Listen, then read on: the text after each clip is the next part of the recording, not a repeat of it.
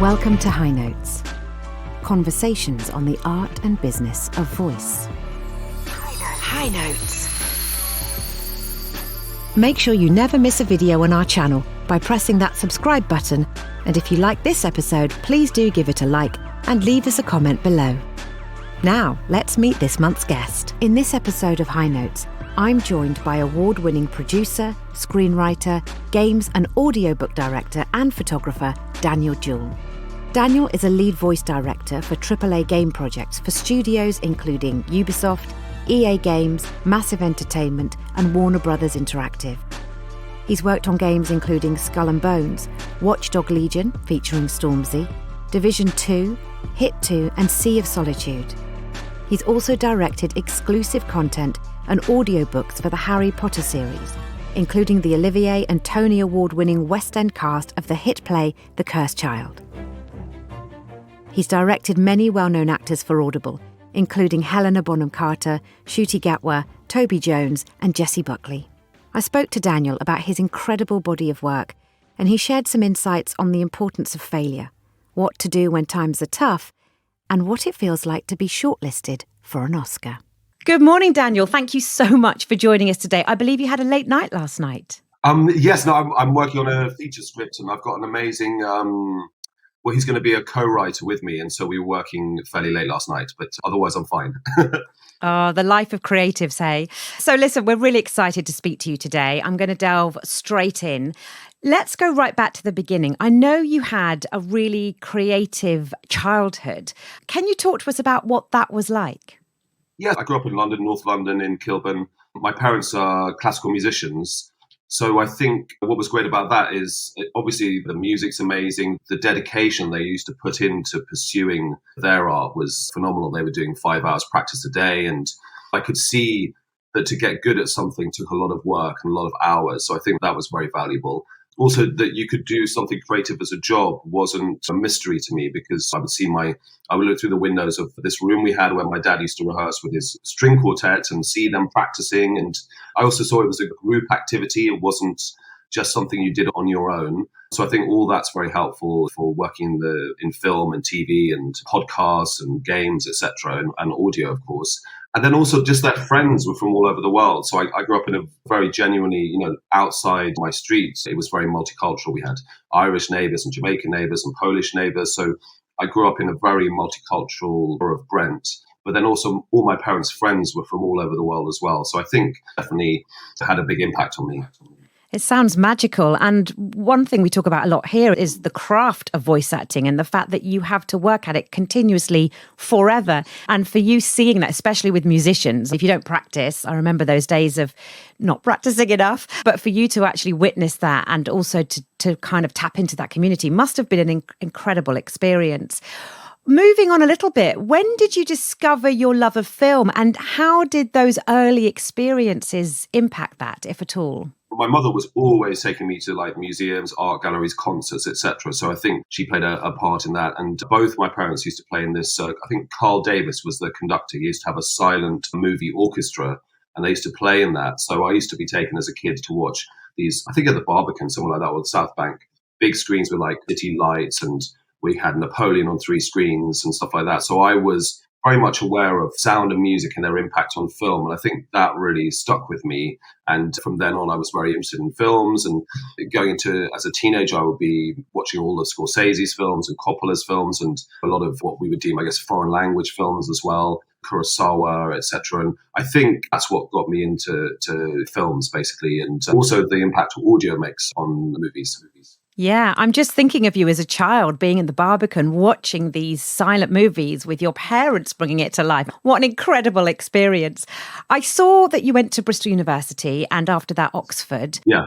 How did those experiences feed into your work as a writer, producer and director, do you think? I met this filmmaker when I was, again, in my teenage years, and he said, look, film school's totally valid, but you don't have to go to film school. You can learn a lot of those skills as you're pursuing your career. And he advised get a liberal arts degree, do English, history, something like that. So I always loved history. So I took that advice and I studied history. I mean, I think film school would have been valid. I don't know if I was ready at that stage to be making very deep and meaningful films. I'm kind of glad I did that. And I think when you're learning different periods of history and you have to always, with history, argue both sides, I think that gives you a lot of empathy into someone you might disagree with. If you're writing, an antagonist, you have to give them a real point of view and a real reason or an argument that feels believable. So I'm doing that in the script I'm doing right now, where we have an antagonist. How do you humanize them and give them a real point of view? So I found it useful. I think it probably slowed me down. Maybe other people might be ready to make a feature film and go to one of the great film schools and come straight out. I don't think I was ready to do that. So I think it worked for me, but equally film school works for other people. Yeah. Do you know what? You've picked up on something quite close to my heart. The words of my father ringing in my ears about do a liberal arts degree. Obviously, the conversation is changing right now for young people. But I do look back and think, for me, he was absolutely right, because I'm saying to my children now, it's very unlikely you'll have that chance again to immerse yourself in classics or English literature or history, and to have those 3 years of learning how to put forward an argument, like you say, extending your general knowledge in those areas is something that I think is really hard as you get older. So you could then taking that and applying it to a craft, for me, really worked. There's never a day that goes past where I don't feel really grateful that I read English literature. And I'm not sure if I would have the time to do that right now, to go back and immerse myself. So it's really fascinating to hear you say that. Can you tell us what your first job as a director was? And were there any particular challenges within that? My first job I ever got was a runner. So I used to run at Ridley Scott's company called The Mill. And I think actually that's really good. I remember I was chatting to a friend of mine who works at a sound studio, and he goes, look, the runner's the only person who has access to every room. If you're a sound editor or director, you can just go in your room. You can't walk in to next door and see what they're doing. So I think that was actually quite good to do. So I did that. I then got a job because I'd studied history as a researcher for a couple of directors in London. They were doing historical documentaries or TV series, so I would research for them. And it probably took a long time. I can't remember in terms of it. It took several years for me to direct something. And that was, I pitched an idea to Channel 4 for a documentary about how the smoking ban was affecting the shisha cafes on the Edgware Road, because I lived close to the Edgware Road. And they declined it, basically, because I think I was pitching a 1-hour episode. And then I said, look, could I have some feedback? And they said, we did actually like your idea. We don't think it merits an hour. And actually, we have this 3-Minute Wonders program where maybe I'll send your details to them. And then they picked up the idea to do, I think, 4 3-minute documentaries set in that area. And it came just before or after the Channel 4 news. So that was my first job as a director. And I think documentaries I've always found interesting because I studied history and I like documentaries, but also the budgets are way lower. So no one would ever trust me with a drama at that stage in my career. So those were relatively small budget. They were a few £1,000s per episode, something like that. So that was my first job directing. It was actually quite hard. I think I'll definitely take about 50% of the blame. I kind of came out thinking I'll get a steady cam and it'll all feel like a Scorsese movie. And I didn't understand enough the mechanics of storytelling, the structure, that even in documentaries, you have to have your setup, your backstory, the beats of story still has to be within that. So they cut my 4 programs to 2, but I still got 2 broadcast credits from that. So that was the first thing I did. And I never experienced, they had lawyers checking my work, like some of the shots they didn't like because shisha looks very beautiful where it's exhaled and they're like, I think you're promoting smoking at this stage. And so beautiful shots had to be cut. So that was my first experience within a system. So that was tough at the time, but actually I think it was a good experience. Yeah. You pick up on something, I think, that it must be so hard as a director, which is where your creative vision is clipped by the budget holders. How's that as an experience when you want to do something and you're told, no, you can't do it? I'm fascinated. I'll be honest, I find it very hard. I find it quite scarring at the time, but I really think I was not easy to work with at that stage because I was very naive. And I didn't, like I said, I wasn't delivering good enough stories at that time. I didn't understand the mechanics of storytelling enough. But it was a very harsh experience. It was the sobering experience where they're like, only 2 of your films are good enough to broadcast. We're cutting 2. They brought an outside editor in, et cetera, et cetera. So I found that very hard. And after that, I actually said, well, you know what? I took on board the positives of that lesson, I think, because it was, again, quite a harsh first lesson. But then I think after that, I started making short films and I raised the money myself. So I wouldn't be put in that position where someone could say, well, you know what, actually, we don't like any of those shots. We don't like your title sequence. That's gone. And fair enough, because they're delivering to a channel, etc. But after that, I started making my own short films. And then the first one I did got selected for London Film Festival. The second one I did got selected for London Film Festival, went around the world. So I was like, well, I think I focused more on my storytelling skills and improved those. But then I kept my editorial control. And I've tried to do that since, because as filmmakers or any kind of artist, you put so much into these projects. And then I always take good notes and I seek out criticism, because you don't want to the project I'm working on now, I think I'm 10 drafts into this feature screenplay and I'm still seeking out notes and trying to make it better. So it's not from an ego point of view, but I think if a project's very personal to you, if you can find a way where you have some kind of editorial control, then that is a better way to do it. Because otherwise it's not really worth it to me. If that can happen later down the line, you can have some nightmare stories, I think. So you mentioned that you used to be a runner for Ridley Scott's company. You've worked with some really well-known directors in your time. Can you tell us what that experience was like? And you also went on to work with Sir Derek Jacobi on Turtlebaum. What were those experiences like for you? Yeah, that project, Sydney Turtlebaum, was me and my friend Rafel, who was a writer, and I was producer.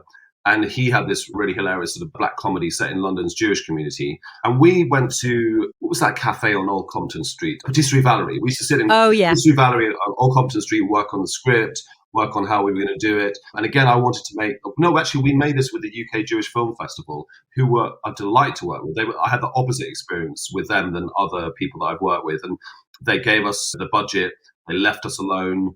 And then they came in with a guy who sadly passed away called Asher Talim. He looked at the edit and he goes, I don't like the shot of that bus. And we go, okay, no problem, we'll take it out.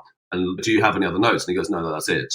And so that was one of the times I worked within an organization where they really empowered us and let us do that. And I didn't have Derek Jacobi on our list for the lead, but I had gone to I got 11 no's. And then someone said, well, what about Derek Jacobi? And we asked him. And he said, I get to sing in this project and that you're actually filming around the corner from me. So yeah, I'll do it. And so I was prepared to get 10, 11 no's before we got that yes from Derek. We were shortlisted for an Oscar and we got Biffa nominated. I mean, that was a weird experience because I was literally on a table next to Daniel Day-Lewis at the Biffas. And we were everyone thought we were going to get Oscar nominated. We were in the Hollywood Reporter. So that was one of the first dramas that I produced. I thought, this is really easy. Right, this is quite easy. It seems to be easy. And then I've just had another short that I produced set in Iran, or I'm exec producer on, that's just got qualified for the Oscars. And that's probably more than a 10-year gap. So it's taken me over 10 years to get back to that stage with another short film. So it's not easy at all. We just got, I don't know what it was, beginner's luck or everything aligned. But to answer, Derek Jacobi is a lovely person. He comes with no ego whatsoever. We'd never made a drama before. He didn't have the creature comforts that he might be. He was in Gladiator, and obviously, as well as his stage career, he's done many movies and TV shows, but he couldn't have been more kind and charming, and he made the film, really. Looking at your work, I've noticed that you have so many links to the Middle East, and it appears that you said that you grew up in a very multicultural area. What other connections do you have to telling these stories? Does that all come from your childhood experiences? I think I studied history, so I've always been interested in the Middle East, and I spent probably 10 years living around the Edgware Road. I became friends with many Arab and Persian people who lived in that area and that community. And so whether it's producer or director, I started making documentaries there. That's the Channel 4 ones I made. I made a documentary about British Iranian hip-hop artist who lives on that road, and that was shown at the British Museum's Iran exhibition. I've just produced this short film set in Iran that's now Oscar qualified. And sorry, I executive produced. I must clarify that. But I feel that if we talk about the Middle East, it's an area that's very negatively stereotyped whether it's the media, whether it's films. And I think there's a huge gap in terms of my experience being welcomed into that community in London, where the hospitality, the welcome, the kindness is so huge versus the portrayal in the media and movies. And there's such an unfairness there that I think generally making films set in that area that kind of counteract that is a really positive thing to do. And I think it's important that I also produce work of directors from that region who are trying to tell their own stories. I think that's very important as well. So I think it's just an area that fascinates me. I've started traveling there as well. It's just got such a long and incredible history. It's an amazing part of the world. I've spent quite some time in various countries, and I'm always amazed by just the warmth that you get from people everywhere and anywhere. And I always think, imagine if that was the other way around and somebody, I don't know, got dropped off in Bristol. Would they be invited in for supper? Probably not. Well, you can see this with the environment. There was the hostile environment. There's stop the boats. That's how our government welcomes people. I'm not talking about individual people. And you can see what's happening in Palestine right now. And do you know what I mean? And obviously, take a country like Iraq. This is the cradle of civilization that has a multi-thousand-year history. But then when we say Iraq now, we're immediately thinking about this very small period of time where these very unjust wars have been visited upon them. And that shouldn't define such an amazing place. Do you know what I mean? Yeah. And when we sit down and take the time to talk about it, it clearly makes so much sense. It's rich in culture and history, and storytelling is so much a part of those cultures. And yet I found more and more that people very rarely sit down and talk about this in the public arena. What's obviously amazing now is with shows like Rami and Mo, people are telling their own stories and they're showing their community in a way that is nuanced and subtle and non-stereotypical. So I think things are slowly changing. Yeah. Much more work to be done. I could talk about your film work all day, but let's move on to your games and working specifically with voice actors. You're a lead voice director for AAA game projects for studios including Ubisoft, EA, Massive Entertainment, Warner Brothers Interactive, the list goes on. How did you move into directing games? It came through a documentary. I was working at Pinewood Studios and I pitched this idea of making a documentary about Foley artists, who are the people who create sound effects for movies after they're made. So every cloth move or cup sound or door shutting to all sorts of the sound that I remember one of the Foley artists said that he had to, I think it was in one of the Harry Potter films, there were spiders on roller skates. So making the sounds of that. So it can be incredibly creative to snow, the sound of a foot on snow, etc. So I was making a film about them. And this documentary did really well. We had 150 million views online. I mean, I thought it was a very obscure subject matter that only I would be interested in. But we had a Vimeo short of the week, and then that got cut down and it went viral before TikTok, etc. And so the team there were really happy with how I portrayed them. And they said, look, we're also now not just doing films, we're going to games. Would you like to direct a few days of a game project? We're just starting. There's a guy called Glenn Gathard, who's been a big supporter of me throughout my career for my shorts. And he's one of the heads of sound now at Molyneux. And he said, look, we've got a few days on a game. Would you like to direct the actors? And I was like, sure. And so I did that for a few days and they were happy with the results. And then I think that game went on for over a year. And then from there, I got hired on another one. I've worked on quite a few Ubisoft projects. They seem very nice to work with. And for me as a director, when you're working in film, if you're a successful director, you're probably making a short film or a feature film every 3 to 5 years sometimes, or there's big gaps where you're not directing actors. And when you do, you're on set with them for very few days. But then in games, I direct maybe 4 actors every day. Some could be straight out of drama school. Some could be, we had Simon Callow doing one, for example. And so that was amazing for me. I've become a much better director because of working with voice actors and games. So it's been a real pleasure, really. Yeah. You've worked on so many incredible titles. Can you talk us through some of those and what that experience of directing the voice cast was like?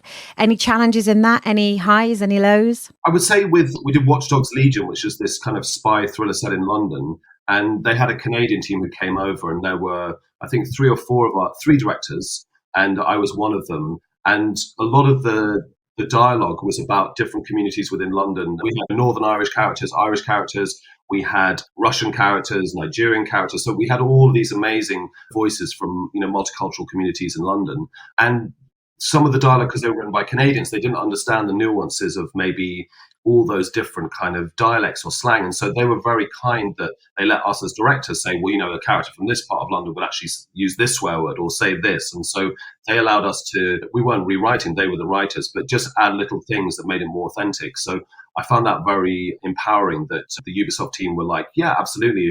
I wouldn't obviously know an Irish slang, but then that they would allow the actor to pepper stuff in. So I think that's the best case where you have people willing to collaborate and listen and bring things to life. So I think they also came and mapped London, so you could literally walk around every street in that game. So I think that was very special to me because it was set in London, and then the creative process was really great. Yeah. You know, that sounds such a fascinating title to work on. Bravo's got an incredible accent and dialect coach from America coming over who is very renowned. And we are going to be digging deep into those London characterizations. So it's really interesting that you talk about that right now. I'd love to play the game, actually. So I will go off and do that with my kids.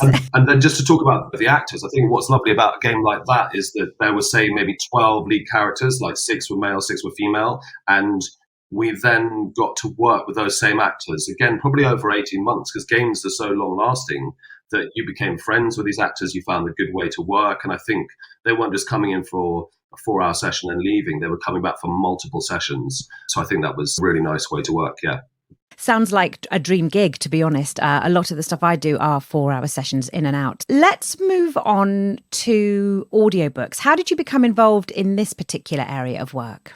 Yeah, I think it's one of those things that once people trust you with a couple of projects, that they'll come. Most of the jobs you get are kind of word of mouth. I think that's the funny thing, and maybe not everyone knows when they sort of come into the industry. But if you get a couple of jobs and you deliver on them, then people will then start offering you stuff. So I think during COVID, Pottermore wanted to take the cast of The Cursed Child and do I don't know the full lore of Harry Potter, but there's a ritual where they go to the train station in London where the characters went to Hogwarts. But because of COVID, they couldn't go and do that. And so they created an audio journey to Hogwarts with the Cursed Child cast. So that was lovely to work with them. So that was the first one I did. And then basically talking about the ups and downs of working in the industry, my game work had gone quiet. I think that just sometimes happens. And so for the first time after maybe 5 years, I had to pitch myself for new projects. And I got to meet a guy called Chris at Audible, who connected me with Mariel Ronica Temple, who's a director, casting director, and one of the heads at Audible. And she kindly offered me to co-direct a new adaptation of David Copperfield with Ncuti Gatwa. We had Helena Bonham Carter, Toby Jones, like incredible cast. So that wouldn't have happened if my game work hadn't gone quiet. So I think careers, you think you're in control, but really sometimes something that feels like a loss can then turn out to create something that's really fabulous. I think we worked on that for about 6 months. And I think what Audible are doing incredible now that they're doing Dolby Atmos, they have scores, they really are movies without the picture, and they have Foley put on them. So they're really bringing, I think, audiobooks to another level. I guess that they will be an audio drama, it would be considered as. So that experience was incredible, really. Yeah, they sound amazing, and big budgets, big productions, probably one of the titles that every voice actor would love to work on. So let's talk a bit about skills that you look for in voice actors. I'm really interested in that. Can you share any insights that would help certainly our network of voice actors when auditioning for titles or games? Yeah, as a director working in games and audio, I think we often don't have the power to choose. It's usually the studio, the casting director. I think at Audible, they did ask my opinion on certain casting, but I certainly wasn't making the final call. And I think especially with games, it's the studio. So I think if actors want to work in games, they really should probably find the casting director at the big post-production studios in London. They should make friends with them. I think there are certain events, a BAFTA, that maybe some people can access as well. They have a BAFTA games mixer. Then probably making some connections at places like Ubisoft, the bigger studios. That would be very helpful because they're really the decision makers. I do get sent auditions, and I do often get asked to direct auditions, and then they'll ask for my opinion, and that will be part of kind of the process. So I think for me, when I'm looking at an actor is their sight reading good? Do you know what I mean? Are they going to be able to flow through a session? Because I think what's hard for voice actors, they often won't have the script in advance. So you're coming in to a studio and people are like, okay, let's give you a little bit of context, and then it's okay, go. I work with a lot of creators are dyslexic. So I think if an actor has challenges with sight reading and they want the script put in a different color, or they want the font bigger, etc., they should definitely ask for that. And I think most of those places will gladly do that. So I think that's one thing. I think, are they nice? Is it another thing? if you're cast in one of these games, we might be working with you for over a year, maybe even 2 years, because we have downloadable content now. So if a game's released, they'll still create more content for it. So you might get more scenes. Are you nice to work with? Do you respect the NDA? I've had a few scenarios. We had an actor who was filming themselves in the booth during a session. Some people take photos in the booth that shows the script that then goes on their social media. That's a minority, but I think, can you respect the NDA? I have had a few people who've got into trouble for that. Then on the technical side, I think games often really demand a lot of projection. So when I do those sessions, I really try and break up those scripts from, we usually have conversational, projected, and then highly projected. And if there's a lot of highly projected, I try to do those in maybe like 20-minute slots, then give a 10-minute break. Or if we're doing multiple sessions, then we'll just do little bits of that in each session, because you can damage your voice. And I think if an actor's being pushed too hard, you should be able to say, look, I don't think I can do any more today. Or is there another way to do this? So I think actors should never damage their voice to try and please a client, because I know when you get a job, you just want to really deliver to them. But I think you have to be careful with your voice. So I think probably do warm-ups as well. But I think you do need the ability to project when you're, especially in the game world, I would say. It's so fascinating to hear you talk through these things, because here at Bravo, we train creative professionals. We don't really train sort of real beginners, if you like, and they can be experienced in any area of broadcast or singing or whatever. But what's interesting is you're already having those actors who are already booked that don't understand those things. And that's what we provide here at Bravo, is to say you may already be a trained actor, but if you haven't trained in voice acting, these are the things you need to know. So just to respond to some of the things you said, we talk all the time here about you need to be a master of the cold read. The days of having the script a week before probably won't happen that often. Sometimes they do. So you need to be ready to go before the first word. And you do the training and the learning outside of the jobs. When you get into those jobs, time is money, and you have to bring all of that craft to it. So it's fascinating to hear you talk about that. One more challenge that I think actors may have is that on a game where, let's say it's a cinematic scene, you're definitely going to get a lot of clients on the line. So the typical game session would be that I'll be directing, there'll be an engineer, the actor will be in the booth. Then usually on Zoom now or Teams, there'll be maybe 2 or 3, sometimes 4 clients from the studio, and they'll be listening in and they'll be giving feedback, sometimes through me, sometimes directly to the actor. So I think an actor needs to be able to just be open and flexible to try stuff, I think, is the other thing, because you might get contradictory notes. And I think when you work in the games world, you just have to be prepared to try stuff out. I'm just putting myself in the actor's shoes. It must be sometimes a bit confusing where you've got a director telling you something, then you've got maybe 2 different notes from different clients who are on the line. And I think I've had a lot of actors who are very skillful of just going, sure, I'll try it. Just being open and flexible to trying stuff. It's different from a movie where, so I think a bit of flexibility, I think, is a really good attribute to have as well. And being able to focus, to listen and to be able to interpret that. I mean, I've voiced for Elder Scrolls and Grand Theft Auto 5, and sometimes you've got 8 people on the line, the writers as well. Sometimes things are changing in front of you, and they very much value your input to a point. Obviously, you're not going to carry on kind of overriding them, but I love that challenge. To me, because all of us have done so much training and craft over the years, we are very pliable and we're happy to try anything out. And I think being able to mitigate software issues as well. Sometimes the studios can't connect with you, or you need to be able to manage all of those 8 people on the live session and somehow make it work. So all of that is fascinating to hear from you, from the director's side of things. So everybody asks this question. I have to ask you, are there any particular trends you're seeing in games right now? I think it's probably a positive trend that we are seeing. And I don't always think it has to be exact. When we have a Northern Irish character, people will look to hire a Northern Irish actor. And I don't think we always have to be rigid within our casting, but obviously there's been in the past people doing awful accents or things, people who are just not quite right for the roles. I do think acting, obviously, you need to have the flexibility to play all sorts of different characters, but I do think we needed Indonesian talent for the game. So we hooked up with an Indonesian studio and we got local actors. And I think obviously that gives a much more authenticity to the acting and the accent and etc. And then if people are then able to go, well, you know what, yeah, absolutely, let's use that phrase, that's going to be a lot better. So I think that's a trend I'm seeing, is that the casting is going to be more specific.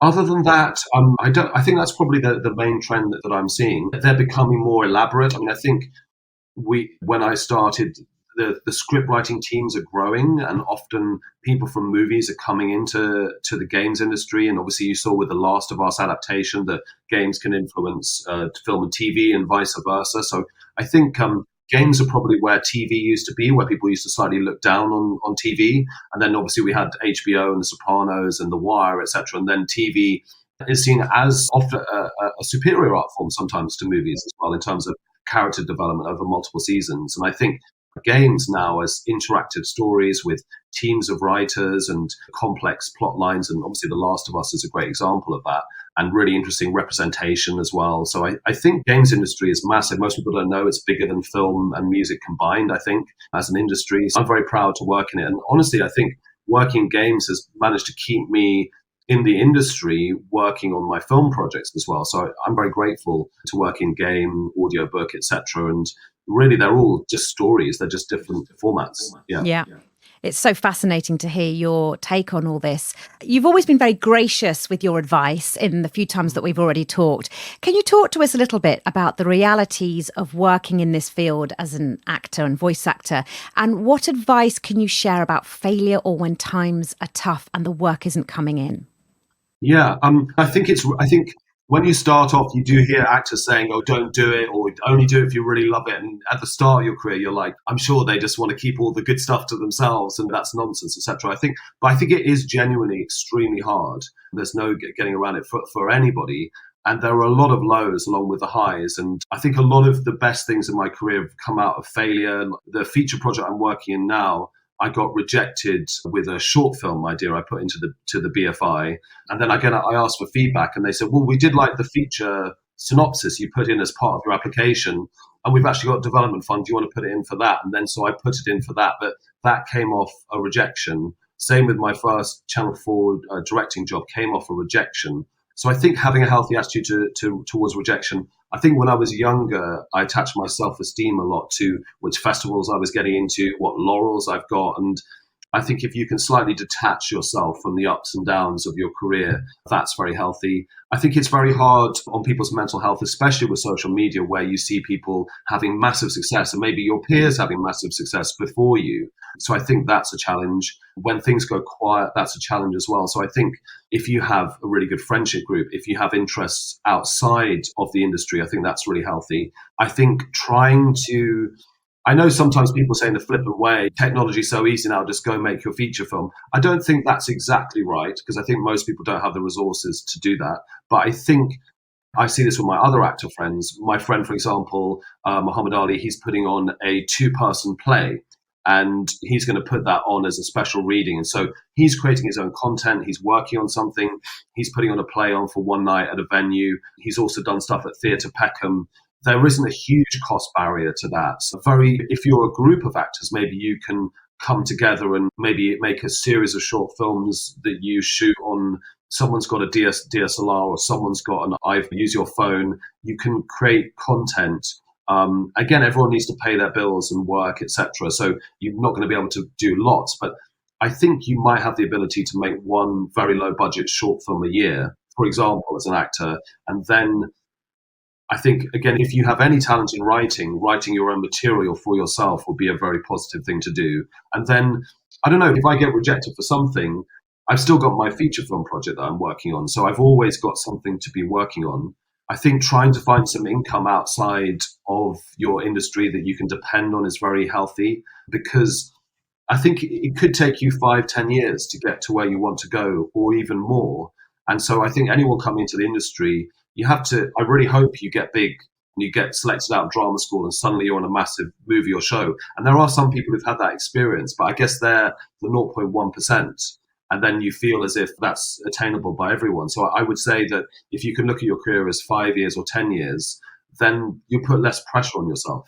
I think. Yeah, Yeah. all of that is just golden advice. When we coach here at Brava, it is about going through the realities of all those things that you've mentioned and having a network. Creating something for yourself, for its own sakes, is so important as well. Having a backup plan for income, but actually, I think having a community that you really trust. And there are lots of different tribes that you can access. Even with voice acting, there's lots of different organizations, and some might suit you and some might not. And I think part of that is to get a good group of support around you, a good sort of network around you. We would love a Brava, if you ever are putting on any theatre or anything that's live, please let us know. We've got a little group that we always go up to London, and we very much believe in experiencing live theatre together, and we have all sorts of tales behind that, but please let us know and we'll happily share that as well.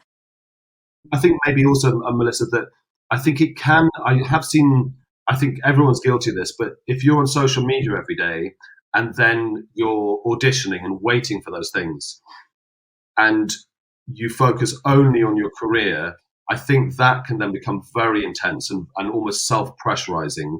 And so I think probably taking some social media breaks, like doing the usual things like exercise, taking some time off. I think you do see people on social media, actors, saying, "Oh gosh, I wish I could get booked." Or sometimes you just need to be, kind to yourself. I really think what you're just saying, that creating your own content in some way, whether it's writing a script, whether it's creating a new showreel scene that you and a couple of actors put together that can just be filmed on the phone, if you're then in control of things. So I think if you're just auditioning and waiting to be discovered, I think if you can do other stuff like go, okay, I'm going to create a voice reel, I'm going to try and do audiobooks, I'm going to do some games, I'm going to maybe put on a 2-person play, I'm going to write a script that I put into a competition. If you can have a few different things going on rather than just saying, I've got one audition this month or I've got one audition this quarter and I'm going to pin everything on there, I think that can be very painful because everyone gets rejected at any level. So I think just look after yourselves and don't lose your love for it if you're not getting that big result that you want. Because it's a real roller coaster, I think. With, like I said, the highs are very high. Because that example, I was sitting next to Daniel Day-Lewis at the Biffers. We were about to get Oscar nominated. We didn't get Oscar nominated. We didn't win the Biffers. And then all of those people and all of that merry-go-round disappeared. And then you're suddenly like Cinderella back from the ball. And then you have to kind of yourself up to go again. And then, like I say, it's been maybe over 10 years since I'm now back with a project that might be in contention. Yeah, so it's interesting. I don't know. It's a really strange business. Yeah. You learn so much in those moments, though. And I know it's easy to sit here when you're a bit older and say that. But honestly, it's that whole Silicon Valley thing of you learn loads in the failures, but you really do practice and learn resilience. One thing I wanted to talk about as well is as important as it is to go out and create your own content, I actually think it's also really important to consume it as well, to go back to books and music and art. And I say this to my kids all the time. When you're older, without books, music and art, what else is there other than laundry? So I think even maybe taking some pressure off yourself. If you don't feel that you're at that point where you're able to create, maybe just pick up a new book or go and see a new film or go and see a new show and remember what it's like to be a consumer of those things as well. So brilliant of you to go through those things, and thank you. We have got to wrap it up now, sadly, and I could talk to you forever. I find everything you talk about really fascinating, and I know that our network are going to be really interested in what you have to say. But finally, what advice would you have for a voice actor today who would love to work on the kind of projects and titles you've been involved in? What training should they do? How can they future-proof themselves? Yeah, I think you need a well-recorded voice reel. And again, that's not always easy, but I'm not saying you have to go into a studio, which is costly. If you have a friend, I mean, I know a lot of actors have their own mics now, but if you have a friend who has a decent mic in a quiet bedroom or something like that. So I think if you can get something that sounds well recorded, I think a well-recorded reel would be good. I would go on voice agents' websites and look at what the reels that their clients who are working are using. And then I would try and mirror those reels in terms of running time, types of content. And then I would obviously look on Spotlight. I think a lot of the jobs come through there. I would go on LinkedIn and I would try and make friends with all the people at the big studios in London who record a lot of games. So the way it works is a big studio like Ubisoft will hire a London studio like a Liquid Violet, a Molyneux, OM Media side, one of those big ones, and they will hire them to do the game and often to provide casting for them. So you want to make a Pit Stop as well as another one. So you want to go to one of those 4 or 5 big studios and make friends on LinkedIn with those people, follow them on Instagram. And then I think when you approach them, you want to send them a very short email referring to projects that they've done that you like. So make it personal, and then send them your show reel, and then probably follow up maybe a month later with some kind of good news. Like, I just did this play, it went really well. I saw you've done the new Baldur's Gate, like you're saying. I just wanted to send you again my show reel. Would you have time for a phone chat, or can I pop into the studio and say hi? So I would do those kind of things. But always, if I get an email from an actor who said, I like your film and I like this, and could you give me some advice, I would usually reply. But if I get a generic one that I know has just been BCC to loads of people, I wouldn't reply to them because they haven't bothered to do a bit of research. Do you know what I mean? So those blind kind of emails do not work at all. And then I would chase people very lightly. I'm talking like wait 2 months and then come back with news, not just can I have a job?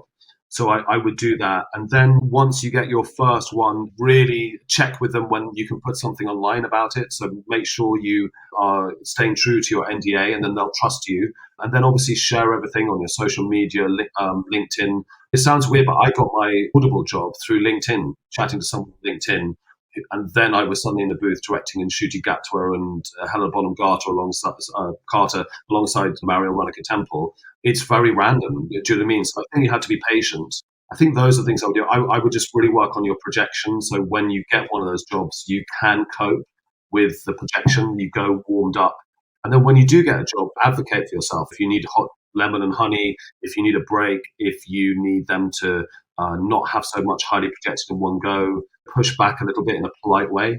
Yeah, I think those are the things to do. And then often it's down to luck and timing, really, and a bit of patience. Yeah. Daniel, it's time to wrap up our conversation. Thank you so much for giving us your time. It's always fascinating to chat to you, and maybe we'll do it again sometime. But for today, thank you. Oh, no, thanks for having me. Appreciate it. You've been listening to High Notes, a podcast on the art and business of voice. Thanks for joining us on this episode of High Notes. Check out the episode description below for more information. And to find out more about our work at Brava and get info and tips, subscribe to our newsletter. The link is also below. Join us next time for more insights into the world of voice.